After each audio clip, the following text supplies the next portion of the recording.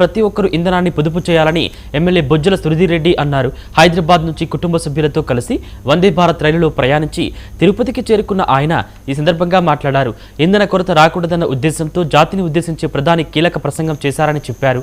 వాహనదారులు కూటమి కార్యకర్తలను ఆలోచింపజేసేందుకు కుటుంబ సభ్యులతో కలిసి వందే భారత్ రైలులో ప్రయాణించినట్లు ఎమ్మెల్యే తెలిపారు.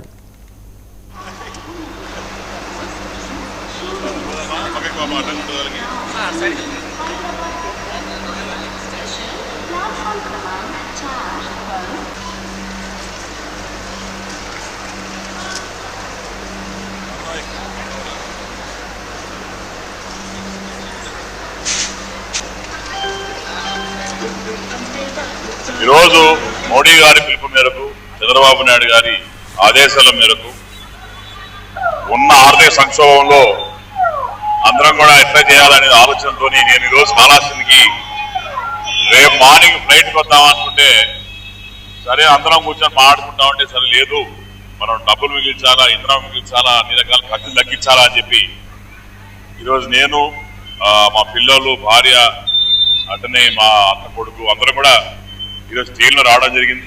ఈరోజు మోడీ గారి పిలుపు మేరకు చంద్రబాబు నాయుడు గారి ఆదేశాల మేరకు ఉన్న ఆర్థిక సంక్షోభంలో అందరం కూడా ఎట్లా చేయాలనే ఆలోచనతో నేను ఈరోజు కాళహస్తికి రేపు మార్నింగ్ ఫ్లైట్కి వద్దామనుకుంటే సరే అందరం కూర్చొని మాట్లాడుకుంటామంటే సరే లేదు మనం డబ్బులు మిగిల్చాలా, ఇంధనం మిగిల్చాలా, అన్ని రకాల ఖర్చులు తగ్గించాలా అని చెప్పి ఈరోజు నేను మా పిల్లలు, భార్య, అతనే మా అత్త కొడుకు అందరం కూడా ఈరోజు ట్రైన్లో రావడం జరిగింది.